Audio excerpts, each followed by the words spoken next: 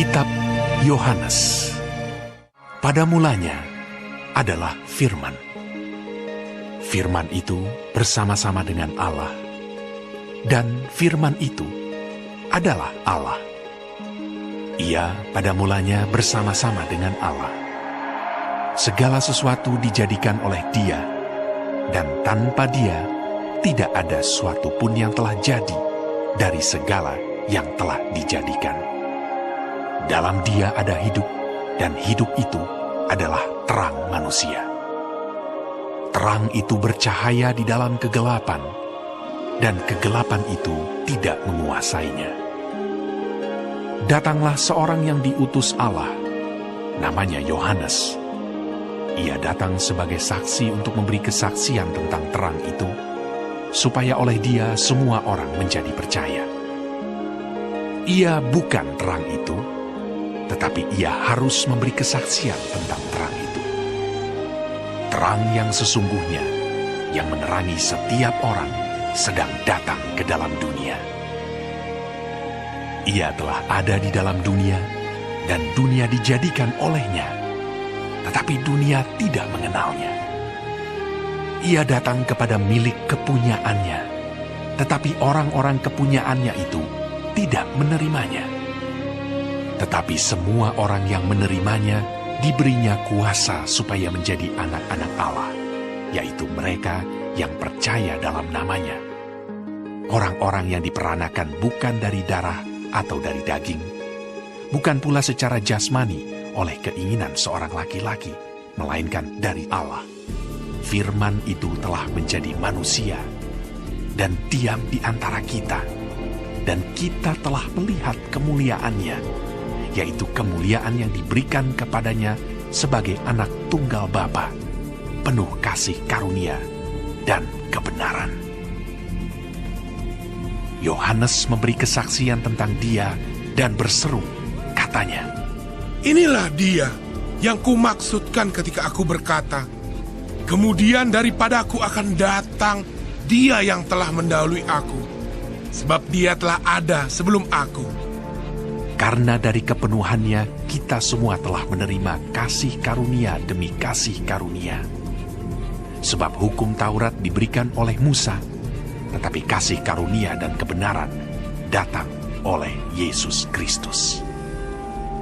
Tidak seorang pun yang pernah melihat Allah, tetapi anak tunggal Allah yang ada di pangkuan Bapa, Dialah yang menyatakannya.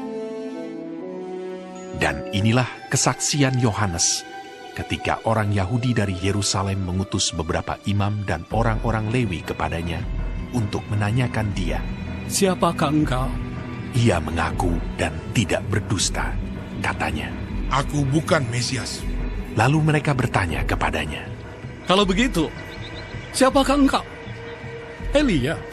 Dan ia menjawab, "Bukan." "Engkaukah nabi yang akan datang?" Dan ia menjawab, "Bukan." Maka kata mereka kepadanya, "Siapakah engkau? Sebab kami harus memberi jawab kepada mereka yang mengutus kami. Apakah katamu tentang dirimu sendiri?"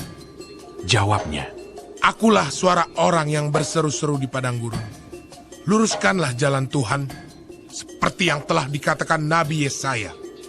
Dan di antara orang-orang yang diutus itu ada beberapa orang Farisi.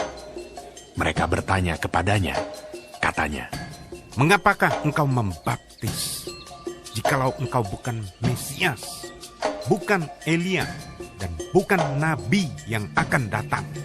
Yohanes menjawab mereka, katanya, "Aku membaptis dengan air, tetapi di tengah-tengah kamu berdiri Dia yang tidak kamu kenal, yaitu Dia yang datang kemudian daripadaku.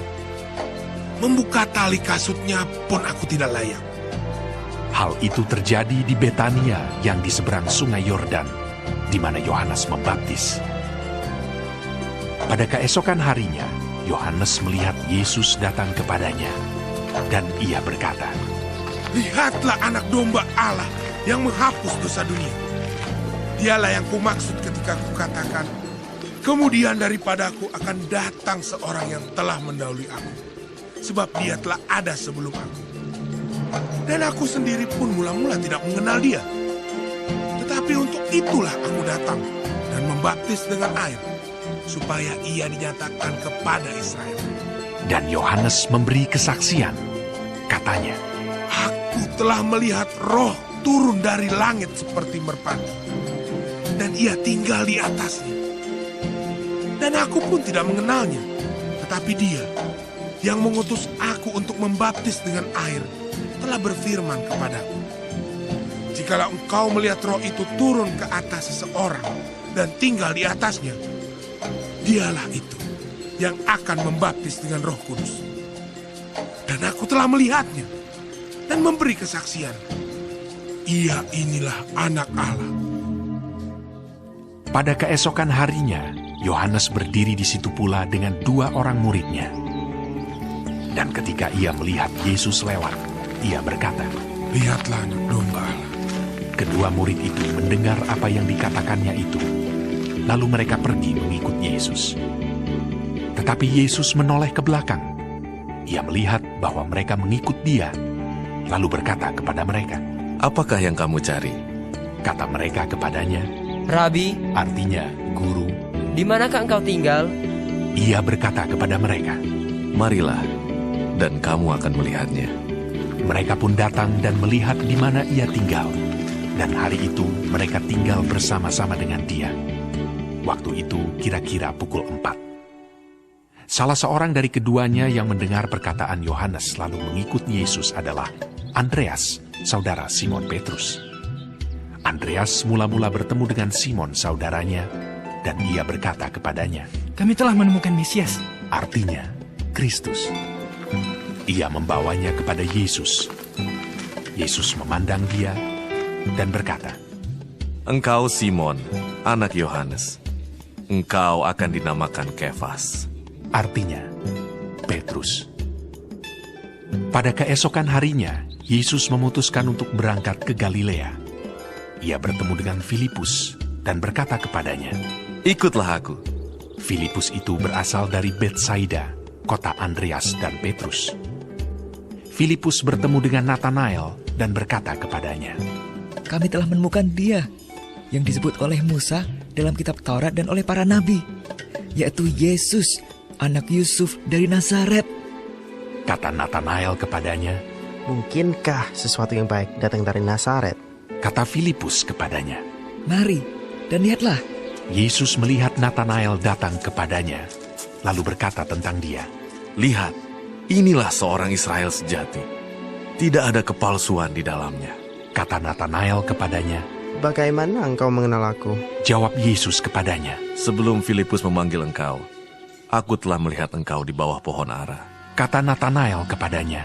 Rabi, engkau Anak Allah. Engkau Raja orang Israel. Yesus menjawab, katanya, Karena aku berkata kepadamu, aku melihat engkau di bawah pohon ara, maka engkau percaya. Engkau akan melihat hal-hal yang lebih besar daripada itu. Lalu kata Yesus kepadanya, Aku berkata kepadamu, sesungguhnya engkau akan melihat langit terbuka dan malaikat-malaikat Allah turun, naik kepada Anak Manusia.